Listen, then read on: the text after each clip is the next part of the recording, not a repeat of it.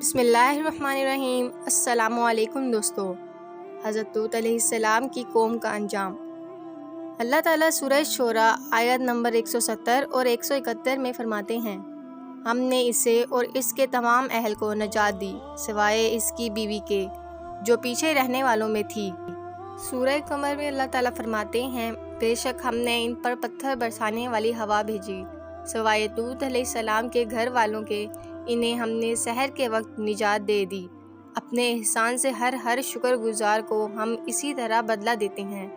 چنانچہ لوط علیہ السلام نکل کھڑے ہوئے، ان کے ساتھ ان کی صرف 2 بیٹیاں تھیں۔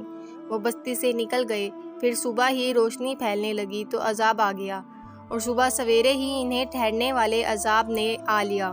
بس تم میرے عذاب اور ڈرانے کا مزہ چکھو۔ یہ عذاب کیسا تھا؟ جبرائیل علیہ السلام آئے، اپنا پر زمین کے نیچے داخل کیا، اس مکمل بستی کو اکھیڑا اور آسمان کی طرف لے گئے۔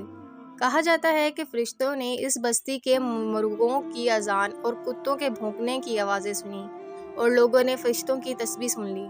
جبرائیل علیہ السلام نے ایک چیخ ماری، سب بجھی ہوئی آگ کی طرح ہوئے، پھر مکمل بستی کو پکڑ کر الٹا دیا۔ ہر ایک کے لیے آسمان میں پتھر تیار تھا، بہرحال اس کو زمین پر دے مارا۔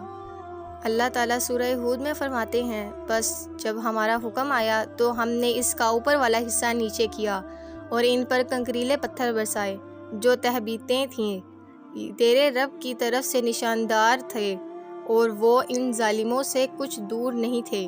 سورہ الحجر میں اللہ تعالیٰ فرماتے ہیں، روشنی ہوتے ہی انہیں بڑے زور کی چیخ نے پکڑ لیا، پھر ہم نے اس کا بلند حصہ نیچے کیا اور ان پر کنکر والے پتھر برسائے۔ سورہ شعراء میں اللہ تعالیٰ فرماتے ہیں، اور ہم نے ان پر خاص قسم کا می برسایا، بس بہت ہی برا می تھا جو ڈرائے گئے ہوئے لوگ پر برسا۔ یہ ماجرا بھی اس طرح سر عبرت ہے، ان میں سے بھی اکثر مسلمان نہ تھے۔ بے شک تیرا پروردگار وہی ہے، غلبے والا، مہربانی والا۔ سورہ نجم میں اللہ تعالیٰ فرماتے ہیں، اور اس نے الٹائی ہوئی بستیاں گرا دیں، پھر ان کو اس چیز سے ڈھانپا جس سے بھی ڈھانپا، مطلب یہ کہ ان پر پتھروں کی بارش برسائی۔ پس تم اپنے رب کی کون کون سی نعمتوں کو جھٹلاؤ گے؟ یہ شخص بھی پہلے ڈرنے والوں کی طرح ایک ڈرانے والا ہے۔ اس طرح یہ بستی سدوم بحر مردار کے علاقے میں تہس نہس ہو گئی، اور اس کے آثار و نشانات قیامت تک کے لیے چھوڑ دیے گئے ہیں۔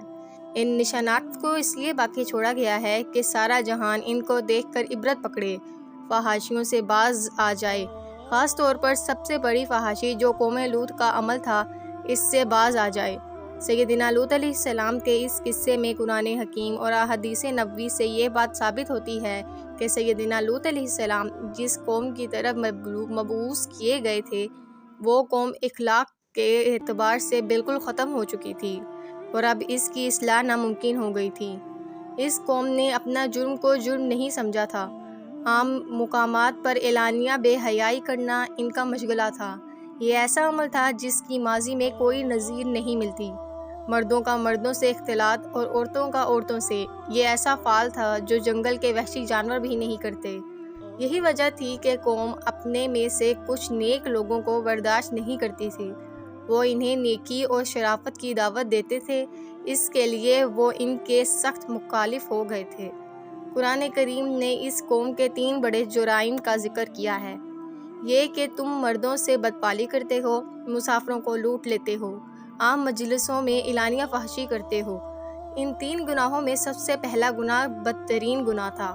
یہ گناہ اس قوم سے پہلے کسی نے نہیں کیا تھا، گویا وہ اس گناہ کو ایجاد کرنے والے تھے، اور یہ گناہ زنا سے بھی زیادہ شدید ہے۔ قرآن کریم اور احادیث کے رو سے احلام بازی ایک بدترین گناہ ہے۔ احادیث میں اس گناہ کے مختلف سزائیں آئی ہیں۔ ایک روایت میں ہے کہ فاعل اور مفعول دونوں کو قتل کر دو۔ بستی سدوم عذاب کے نزول سے قبل کن حالات سے دوچار تھی؟ سورہ الزیارات آیت نمبر 35 اور 36 میں یوں بیان ہوا ہے، پھر ہم نے ان سب لوگوں کو نکال لیا جو اس بستی میں مومن تھے، یعنی لوط علیہ السلام اور ان پر ایمان لانے والے پہلے 100۔ ہم نے اس بستی میں سوائے ایک گھر کے مسلمانوں کا کوئی گھر نہ پایا۔ اس کا مطلب یہ وہاں صرف سیدنا لوط علیہ السلام اور ان کا گھرانہ مسلمان تھا، باقی سب گھر کافر ہو گئے تھے۔ اللہ تعالیٰ کسی قوم کے مکمل تباہی کا فیصلہ اس وقت تک نہیں کرتے جب تک اس قوم میں کچھ قابل لحاظ بھلائی موجود ہو، مگر جب قوم کا حال یہ ہو جائے کہ اس نے بھلائی آٹے میں نمک کے برابر بھی نہ رہے، تو ایسی قوم میں اللہ کا قانون یہ ہے کہ نبی اور اس پر ایمان لانے والوں کو اپنی قدرت خاص سے کسی نہ کسی طرح بچا لیا جاتا ہے، اور باقی لوگوں کے ساتھ کوئی معاملہ پیش کیا جاتا ہے جو ہوش مند تاجر اپنے ٹوکرے کے گلے سڑے پھلوں کے ساتھ کرتے ہیں۔ اچھے پھل ان میں سے نکال لیتے ہیں اور سڑے ہوئے پھل پھینک دیتے ہیں۔ عذاب کے بعد اللہ تعالیٰ نے اس شہر کے کھنڈرات کے بارے میں سورہ الزیارات آیت 37 میں یوں فرماتے ہیں، اس عذاب کے بعد ہم نے وہاں بس ایک نشانی ان لوگوں کے لیے چھوڑ دی جو دردناک عذاب سے ڈرتے تھے۔ اس نشانی سے مراد بحیرہ مردار ہے۔ اس کا جنوبی علاقہ آج بھی ایک عظیم تباہی کے آثار پیش کر رہا ہے۔ ماہرین آثار قدیمہ کا خیال ہے کہ قوم لوط کے 5 بڑے شہر شدید زلزلے سے زمین میں پھنس گئے تھے۔ بحیرہ مردار کا پانی پھیل گیا تھا۔ اس خیال کی وجہ یہ بتائی جاتی ہے کہ بحیرہ مردار کا وہ حصہ جو جنوب میں واقع ہے وہ صاف طور پر بعد میں پیدا ہوا ہے، نیا ہے اور قدیم نہیں رہے۔ مردار کے جو آثار اس جزیرے کے شمال میں نظر آتے ہیں وہ جنوب میں پائے جانے والے آثار سے بالکل مختلف ہیں۔ ماہرین آثار قدیمہ نے اس سے یہ بات عرض کی ہے کہ جنوب کا حصہ پہلے اس بیرا کی سطح سے بلند تھا، بعد میں زلزلے سے زمین میں دھنس کر نیچے چلا گیا۔ اس دھنسنے کا زمانہ بھی 2000 قبل مسیح کے قریب معلوم ہوتا ہے، اور یہ زمانہ تاریخ کے اعتبار سے سیدنا ابراہیم علیہ السلام اور سیدنا لوط علیہ السلام کا زمانہ ہے۔ 1965 میں آثار قدیمہ کی ایک امریکی ٹیم کو السان جزیرے پر ایک بہت بڑا قبرستان ملا۔ اس میں 20,000 سے زائد قبریں تھیں۔ اس سے اندازہ ہوتا ہے کہ قریبی کوئی بڑا شہر آباد تھا، اس لیے ممکن ہے کہ جس شہر کا یہ قبرستان ہے وہ بحیرہ میں غرق ہو چکا ہو۔